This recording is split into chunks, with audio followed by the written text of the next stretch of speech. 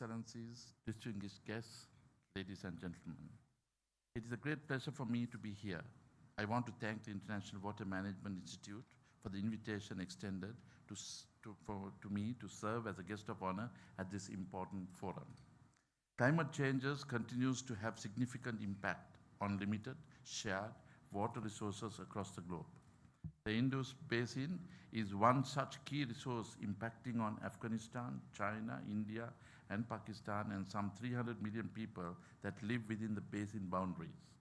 Its impact also extends beyond these boundaries to those that benefit from the basin resources for energy and food. According to UN Sustainable Development Goals statistics, water scarcity affects 40% of the world's population and is expected to rise. Over 1.7 billion people are currently living in the river basins where water use exceeds recharge. The Sustainable Development Goal 6, which relates to water and sanitation, recognizes that sustainability, managing water requirements, and addressing a range of issues such as water quality and wastewater, water use and scarcity, water resource management, and ecosystems. Particularly targets under the Sustainable Development Goal 6 include protecting and restoring water-related ecosystems, including mountains, forests, wetlands, rivers, aquifers, and lakes by 2020, and implementing integrated water resources management at all levels, including the thorough transboundary cooperation as appropriate by 2030. The relevance of water cuts across several other sustainable development goals, as well as dealing with the climate action, affordable and clean energy, poverty, hunger, life below water, good health and well-being, sustainable cities and communities, and even Goal 17 in building partnership for realization of all sustainable development goals. It is in this context that the Indus Basin Knowledge Forum, which you have convened, assumes greater significance. Understanding the nature of the existing knowledge related to development challenges in the Indus Basin is critical in order for policymakers to formulate evidence-based policies which will identify gaps and provide responses that address real issues. The relationship between scientific evidence and effective policy development and implementation can be enhanced if greater emphasis is placed in expanding knowledge frontiers. As I understand, it is this what the forum intends to do. Ladies and gentlemen, perhaps there is no better location than Sri Lanka where a discussion on the management of water resources can take place. I would encourage you to delve in Sri Lanka's history during your time here. There you will learn of the archaeological remains of the great kingdoms of Anuradhapura and Polonnaruwa, which can still be found in the island's dry zone. The remains of the magnificent secular and the religious monuments and the stupendous irrigation works speak volumes of the intricate water management systems which were established during the ancient times. These irrigation works mainly consisting of reservoirs called tanks and are still in use. The finest example of the ingenuity of Sri Lanka irrigation engineering is the invention of the Bisokotua, meaning the Queen's Enclosure, in the 3rd century BC. Bisokotua is the equivalent of the modern valve pit which operates in the regulation of the outward flow of water. Henry Parker, Irrigation Department, British Ceylon, narrated that the building these Bisokotuas, the ancient Sri Lanka engineers established a claim to be considered as the inventors of the valve pit more than 2,100 years ago. Sir Emerson Tennant, 1843 to 1850, a colonial secretary, said that this of the great hydraulic civilization of the ancient Sri Lanka, and I quote, "The stupendous ruins of the reservoirs are the proudest monuments which remain of the former greatness of the country.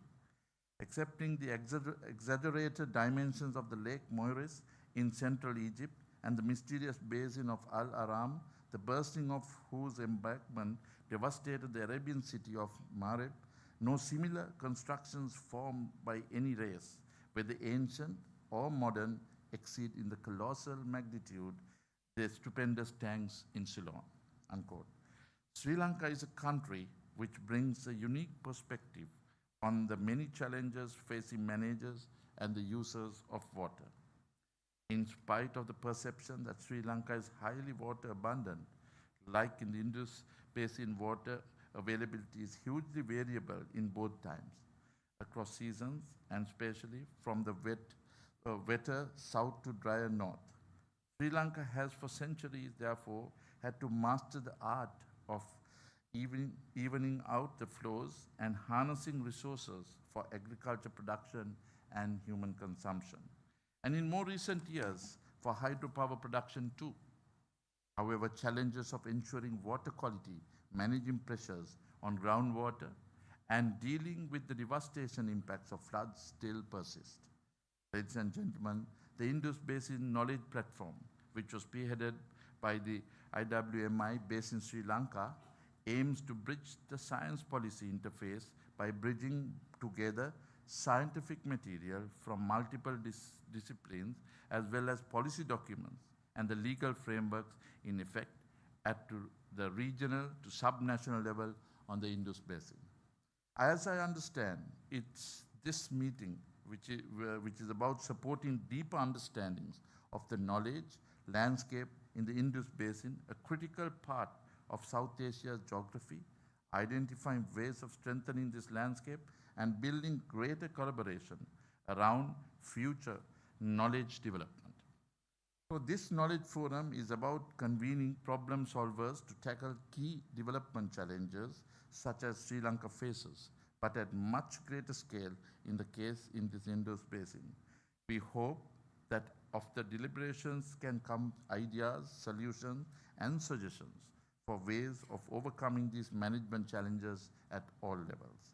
We hope as hosts that Sri Lanka may also benefit and contribute to these important outputs, and that the spirit of collective endeavor bridges not just communities of scientists, but also the communities in the region sharing their challenges. Sri Lanka remains a steadfast friend of all those engaged in this most important task and remains committed to the sharing of the best of our indigenous and scientific knowledge to help to achieve your ends. IWMI, as a key international institution dedicated to the science of water management and development and hosted here in Sri Lanka, can remain critical conduit for such sharing and co-knowledge production. We also support the role of the other regional and international institutions in the endeavors to strengthen water management and development in the South Asian region, and note that the high level of participation in this meeting with gratitude. Above all, we must continue to focus our efforts on successful outcomes for the poorest and the most vulnerable, subject to climate change impacts and increasing pressures on land and water resources in the basin. Sri Lanka also remains firmly committed to the Paris Agreement on climate change and the implementation of the 2030 Sustainable Development Agenda. Ladies and gentlemen, I wish you deliberations all success, and I do hope you will enjoy your every moment in Sri Lanka.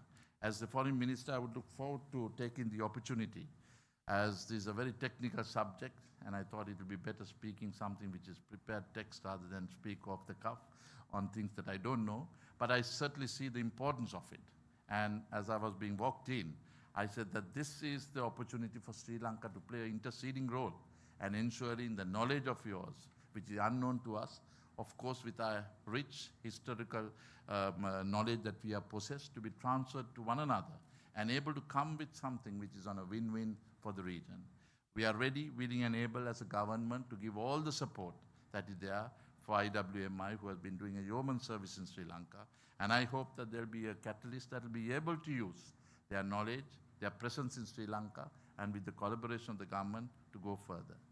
All I could basically mention as a former Minister of Finance, that we are having a chronic situation.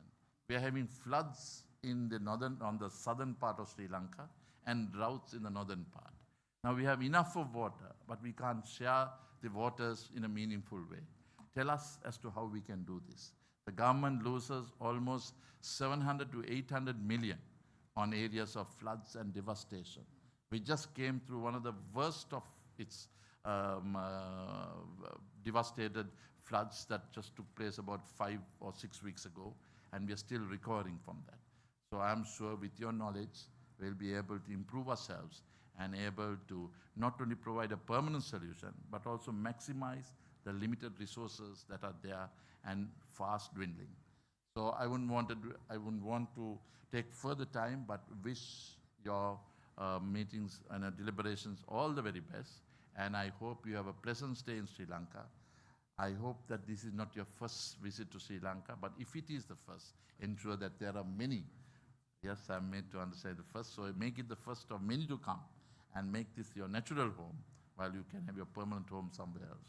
Thank you, and wish you a pleasant stay.